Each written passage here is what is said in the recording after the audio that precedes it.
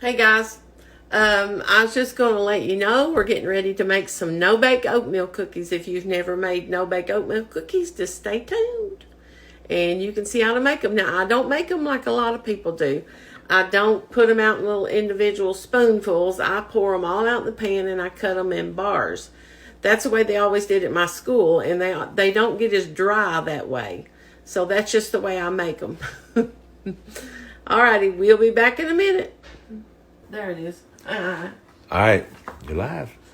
Okay. I was looking for my recipe, and Robert said, I'm on a video you looking for that recipe. I said, why? But anyway, I got it here. So we're getting ready to make them. First thing Robert's going to do is he's going to put butter, just a thin layer of butter all around this pan, because that keeps your no-bakes from sticking and, just tearing them up when you're trying to get them out of the pan. Doesn't have to have a lot, but he's going to put a little bit there. I told him just a thin layer around it, all around the sides and on the bottom. All right. Okay. So he's getting ready to get that. I keep butter right here. I keep butter room temperature about all the time. It's rare that I don't have any room temperature, and it does not ruin. I don't know what you've been told or anything like that, but butter does not ruin like that. I mean, if you left it out there for 6 months, but that's highly unlikely. That's enough, honey. You just need spread out some. Well, I got to put it on the sides, right? Well, you got plenty there to do it with, though. Okay. You got plenty of butter. That's what I was telling you. You don't need but just a thin I'm gonna layer. warn you all people, if you make these, she don't know how to make a small batch. All she knows how to do is make a big batch. So you better have some friends eat these. This is a double batch. I'll tell you this. If you want to make less than this in a 8x8 pan, then you use half of what I'm doing. But to me, if I'm going to go through all the effort of making no-bake oatmeal cookies, I'm going to make enough to, to have plenty and to share it with other people. I'm not just going to make enough for me little old lonesome self, which I rarely ever eat any of these. I just like to make them. Yeah, that's okay. Now, take you a paper towel and go over that.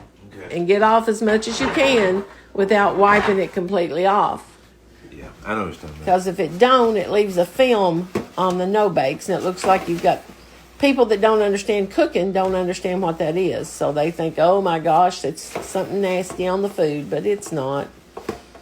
This is the least healthiest thing she will fix. So if you want real good sugar and butter and cocoa, the only healthy thing in this one is oatmeal, right? It's oatmeal, yeah. Yeah. The rest of it, Lordy taters. Okay. Good enough, boss? That's enough. I gotta wash my hands. Yeah. Robert always wants to tell everything, oh, this is what's not good for you. These are fattening. Well, I told him, I said, that's why you eat in moderation. You don't sit down and eat a half a pound of it. You eat your little square of it. You don't eat a half a pound. Everybody she gives them to him eats a half a pound of it. Well, I doubt it. All my friends do. Robert's judging people by himself. They eat like... Because I told him, I said, you need to learn to eat smaller portions. He said, but I like to eat. Hey, all my friends said they eat it all in one setting. Yeah, I'm sure they do. Do I need They probably don't get them very Do often. I need a cooling rack? Later? I put the cork boards under that because that's heavy, and the cooling rack don't work too good. So I put cork boards. I got just as long as I got it up off the counter is what I worry about. I just don't want it on the counter, that real hot stuff. Okay, now, the first thing we need, here, you hold this and I'll measure because I know that's not going to work out good with you. Is she saying I can't do this? I'm just saying I know how you are. Yep. I do the dishes and dig the ditches. You are, yeah. She does the rest of it. First thing we need is 2 cups of sugar. Let me get over Robert here. may have to go get me some more sugar if we're not careful. Sorry I'm running around the kitchen with this video, but she's running around the kitchen. I'm trying to chase her down. All right, we'll hit pause and go get some sugar. Okay, now I've got 2 cups of sugar in here, and I'm fixing to put 4 tablespoons of cocoa. And if you don't have one of these little things like this, you need to get you one. Because they are the handiest little measuring things. And you can just set them right in your cupboard and they work just fine. If I can get some of it to come out here, I usually take a spoon and level it out. But there's a 1/4 cup of cocoa. And if you'll notice, I'm putting the cocoa and the sugar in first, and there's a reason for that. It's because I mixed that up, because cocoa usually does not want to mix well with a cold liquid. So I mix it in with the sugar, like this. Shoo, got cocoa flying everywhere. You always have to clean your stove off if you do this kind of stuff. Or make icing, stuff like that. Now it says we're going to need 1/2 cup of milk and 1 stick of butter. Now I'm going to put that 1/2 cup of milk in first. And I'm going to use whole milk. You need to use at least 2% or whole. You don't need to use... and I'm going to measure this right here in this little thing. Okay. There's a 1/4 cup. And there's a 1/4 cup. That's a 1/2 cup. 2/4 makes a 1/2. Oh, Lordy. Get that in there. Quit. Oh, she done chastised me. Yeah. I was trying to help her. Now, if you look, you'll see what I'm talking about. See how that makes that thick? That helps mix it up a lot better than if you're trying to put it in individually. Cocoa wants to float on top of the water or on top of the milk. All right, now here's where we switch out. I'll stir and she'll film because it'll hurt her neck. Here you go. I got to put, let's see, is this unsalted? That's what you wanted, right? Yeah. I'm going to put this unsalted butter in there, and it's a whole stick. If I can get it to let loose. Okay. All right, after she washes her hands, I'll hand her the video thing here. I try to help her when it's time to stir in dishes. And yes, we do wash our hands before we grease pans or put butter in pans. I've already washed mine probably 4 times since I've been in the kitchen. Seems like that's all I do is wash my hands. Trying to get some of this cocoa off the stove. It went here. flying. Yep, it went flying. I'll clean the kitchen when we're done. See it all over this stuff. All right, Kathy, I'm going to hand this back to you. All right. Can't film from this side because of the sun. Okay, Turn the heat now. on? Yeah. We want it on. Put it down about 7, Okay. something like that. What we're going to do now is we're going to let this boil, and it's going to boil for 1 minute. It has to come to a rolling boil, not a little easy boil. You want that good rolling boil. And we're going to let it boil for 1 minute. As soon as it gets ready to boil, we'll be right back.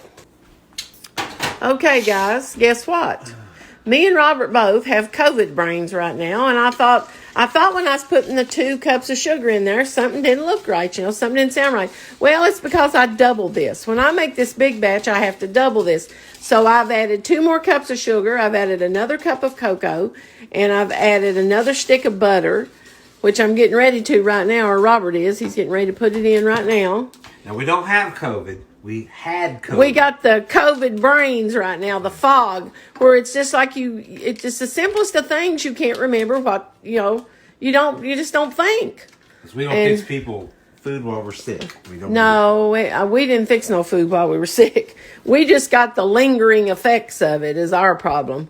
But right now, and then we added another 1/2 cup of milk. Basically what I did, I went back and added everything again because I make this double batch. Yeah, cocoa, sugar, the whole deal. And right now we're getting it started to boiling, but we are going to pause you again because I've got to get the oatmeal ready and the peanut butter. We've wasted all Okay, now he's got the peanut butter in. We used an 18-ounce jar of peanut butter and a big tablespoon out of the other jar of peanut butter. And now you have to get all these big clumps stirred up without sloshing it on yourself and screaming in pain. So take it easy and work on them big clops. I still think you need a little more peanut Put butter. some in there, girl. I can't get a hold of anything. You wanted to do the stirring, so you got enough. More. Yeah, well, I guess I don't know. Ah, woman. I hate this light behind me. She don't ever measure nothing. Well, All if right. it don't look right, okay. He usually mixes the peanut butter up just about halfway through, and then I'll put some oats in there because that kind of helps mix it up better. I think we use a spoon here, honey. Do we? Yep, we use a big stiff spoon because this is hard to do. You'll break my whisk. Okay. Just lay it right there on the... I'll be right back. Get you a big heavy spoon out there. We usually use that. One of them will work there. Give them all of them. There we go. Okay. Now, take 6 cups of oats. And these are quick oats. And don't buy the wrong oats like we did one time and then can't make it. You got to have the quick ones, not the whatever the other. You can't have the old-fashioned oats. You got to have quick oats for this. And you want to stir this quite a bit. That releases the soluble fiber and causes it to set up better. A lot of people stir it just a little bit and pour it in the pan. And it's not near as good that way. You want to stir it just for a couple of minutes, as much as you can stir it without it starting to set up. If you got a bad neck like Kathy, this will kill you. That's the reason Robert stirs like this a lot of concrete. times, because I can't stir this. It's all that sugar setting up in it, Kathy. I'm going to quit letting him help me if you don't quit doing that. Everybody knows it's got sugar. If you eat candy and you haven't figured out it's got sugar in it yet, then there's something wrong with you. See, I'm not a sweet tooth like Kathy, so when I see that much sugar, I just go into diabetic shock. What do you think, boss? Okay, Good enough? yeah, it's ready. Now, what we do when we get over here is I get a hold of one side and he gets a hold of the other. It's still blazing hot. So Oh, it's still plenty All right, hot. Look, Kathy, I got it. You don't want to get it on your skin, that's Give me for a sure. spatula over here. This stuff starts setting up quick, so you can't Here. pedal. I'll take it in just a second. Yeah, you got to get it out in the pan and get Switch it with me. spread out. Got it? Yeah. And I usually lick the pan of the extras. It don't go to waste. Or I make it for Kathy one. All right, now Kathy's got to spread it out, so hand me that camera.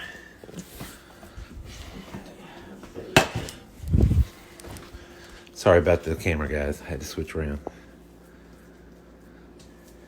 Okay. You want to try to get it as even as you can across the pan. And not have all different size bars in here. And that's what I try to do. Sometimes I do better, and sometimes I don't do so hot. Looks good. Smells good in here. If you like like cocoa. peanut butter and chocolate, it does. Who are you making this for, Kathy? I think you're ladies, right? I'm making this for the ladies up where I do my radiation, the techs and the nurses. And, of course, you all know Tuesday will be my last day.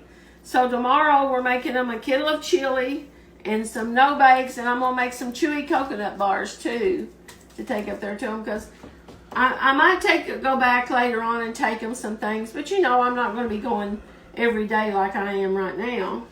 And they have really been sweet people to me. I mean, you know, it's stressful going and having this stuff done, and but they talk to me, and they don't just come in there and wham bam, thank you ma'am, and it's over with, and you go back out, and they don't do things like that. Now You're not going to take anything, Dr. Carlson?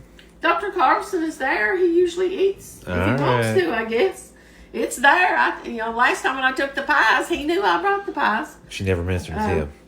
I don't see him very often, just on Tuesdays. It's the only time I see him. I see the text most of the time. But it's ready now, and it's going to have to sit here and cool for at least 2 to 3 hours. You want it cool enough that it's not going to fall apart when you try to cut it. So let it cool until it's just, cool to the touch.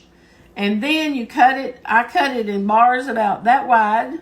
I go all the way down through here, and then I cut over this way. I make them about a 2 by 3 inch or 2 by 2 inch square. And that's plenty, If you want bigger bars, you can do that too. But I'm going to make these just an average size. And I'm going to take part of them to them. And probably I'll let Robert take some of them to his job up at the central office next week. Because I know there's a few up there that like no bakes. So I'm sending some lemon bread up there to some. And I'll send some no bakes too. So I'm going to get off here, and you all try some no-bake oatmeal cookies. If you've never tried these, you need to try them. I call them candy. Most people call them cookies, but I call them candy. But the first place I ever ate these was at school. And has good memories surrounding it. But we'll talk to you guys later. Bye.